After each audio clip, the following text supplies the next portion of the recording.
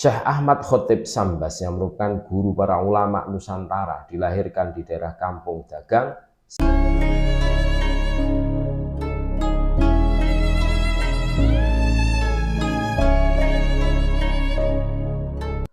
Assalamualaikum warahmatullahi wabarakatuh. Alhamdulillah wassalatu wassalamu ala rasulillah Muhammad ibn Abdillah alladzi la nabiyya ba'dah. Allahumma sholli wa sallim ala sayyidina Muhammad wa ala ali sayyidina Muhammad, amma ba'd.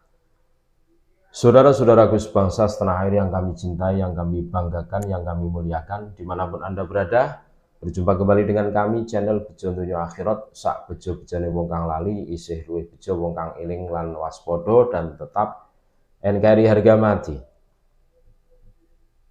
Kita semua tentunya tidak asing dengan Syekh Ahmad Khotib Sambas, apalagi yang pengamal thariqah ini pasti mengenal beliau. Nah, untuk lebih lanjut, mari kita mengenal siapa beliau, Syekh Ahmad Khotib Sambas, guru daripada guru. Syekh Ahmad Khotib Sambas yang merupakan guru para ulama Nusantara dilahirkan di daerah Kampung Dagang, Sambas, Kalimantan Barat pada bulan Safar 1217 Hijriah, bertepatan dengan tahun 1803 Masehi. Dari seorang ayah bernama Abdul Ghaffar bin Abdullah bin Muhammad bin Jalaluddin. Ahmad Khotib terlahir dari sebuah keluarga perantau dari kampung Sangek. Pada masa-masa tersebut, tradisi merantau nomaden memang masih menjadi bagian cara hidup masyarakat di Kalimantan Barat. Pada tahun 1820 Masehi, Ahmad Khotib Sambas pun berangkat ke Tanah Suci untuk menuntaskan dahaga keilmuannya. Dari sini kemudian ia menikah dengan seorang wanita Arab keturunan Melayu dan menetap di Mekah. Sejak saat itu Ahmad Khotib Sambas memutuskan menetap di Mekah sampai wafat pada tahun 1875 Masehi. Guru-gurunya adalah yang pertama adalah Haji Nuruddin Mustafa, Imam Masjid Jamek Kesultanan Sambas. Terus yang kedua Syekh Muhammad Al-Syad Al-Banjari. Terus yang ketiga Syekh Daud bin Abdullah Al-Fatani, ulama asal Patani, Thailand Selatan yang bermukim di Mekah. Yang keempat Syekh Abdus Somad Al-Palimbani, ulama asal Palembang yang bermukim di Mekah. Yang kelima Syekh Abdul Hafid Al-Jami. Yang keenam Syekh Ahmad Al-Marzuqi. Yang ketujuh Syekh Syamsuddin, mursyid thariqah Qadiriyah yang tinggal dan mengajar di Jabal Qubais, Mekah. Murid-muridnya beliau antara lain yang pertama adalah Syekh Nawawi Al-Bantani. Kita semua tidak asing dengan beliau. Yang kedua Syekh Muhammad Khalil Bangkalan Madura. Juga kita semua tidak asing bahwa Mbah Khalil Bangkalan ini adalah gurunya dari Muassis Jamiah Nahdlatul Ulama, Mbah Hasyim Asy'ari. Terus yang ketiga Syekh Abdul Karim Banten, yang keempat Syekh Tolhah Cirebon. Syekh Nawawi Al-Bantani dan Syekh Muhammad Khalil selain berguru kepada Syekh Ahmad Khotib Sambas, juga berguru kepada Syekh Ahmad Zaini Dahlan, mufti madhab Syafi'i di Masjidil Haram, Mekah. Sepeninggal Syekh Ahmad Khotib Sambas, Imam Nawawi Al-Bantani ditunjuk meneruskan mengajar di madrasah beliau di Mekah, tapi tidak diberi hak membaiat murid dalam thariqah Qadiriyah wa Naqsyabandiyah. Sedangkan Syekh Muhammad Khalil, Syekh Abdul Karim, dan Syekh Tolhah diperintahkan pulang ke Tanah Jawa dan ditunjuk sebagai khalifah yang berhak menyebarkan dan membaiat murid dalam thariqah Qadiriyah wa Naqsyabandiyah.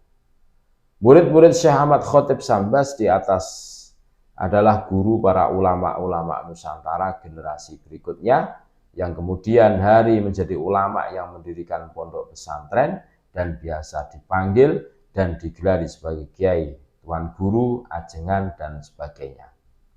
Sebagai contoh, Syekh Muhammad Khalil Bangkalan Madura mempunyai murid-murid antara lain.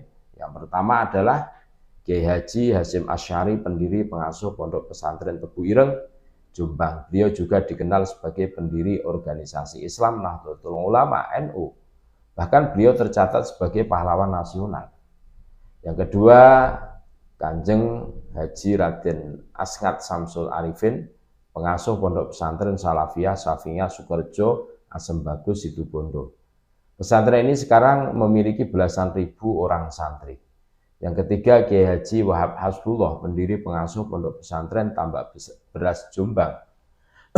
Pernah menjabat sebagai Rois Am NU 1947-1971. Yang keempat, Kiai Haji Bisri Syamsuri, pendiri pengasuh Pondok Pesantren Denanyar Jombang.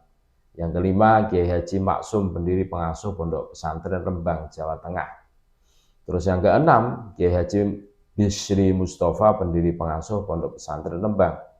Beliau juga dikenal sebagai mufassir Al-Quran. Kitab tafsirnya dapat dibaca sampai sekarang berjudul Al-Ibris, sebanyak 3 jilid tebal berhuruf Jawa Pegon.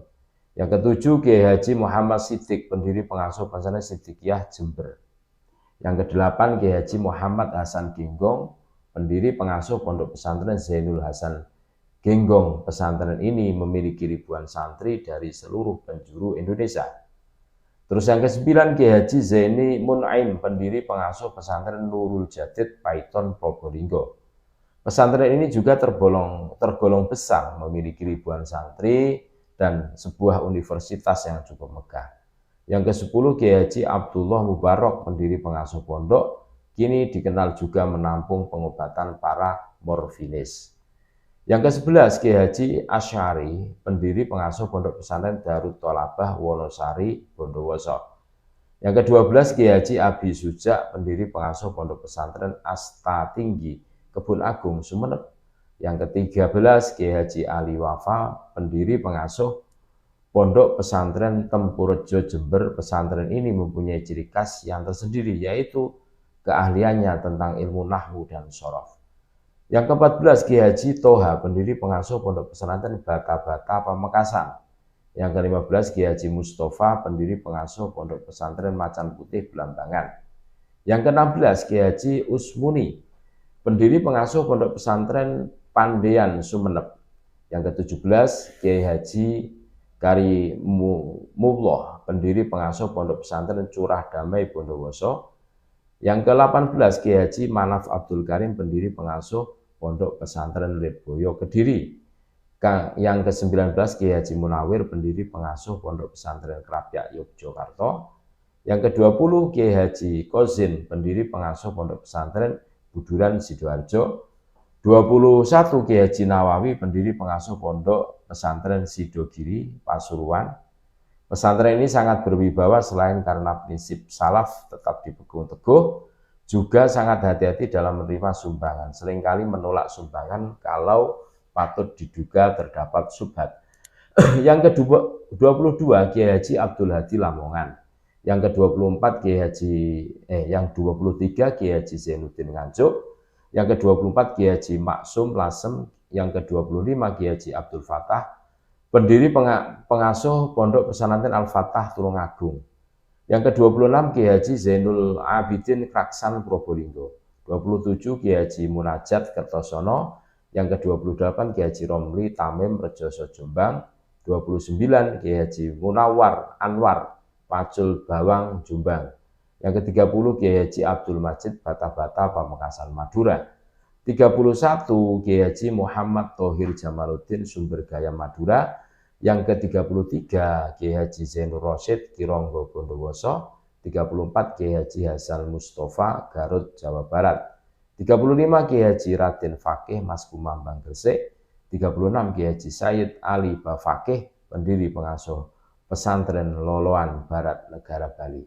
Subhanallah.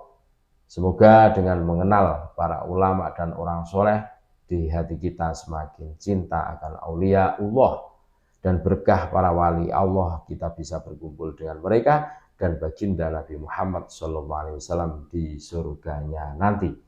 Allah, amin, amin, amin ya rabbal alamin. Terima kasih, tetap NKRI harga mati. Assalamualaikum warahmatullahi wabarakatuh.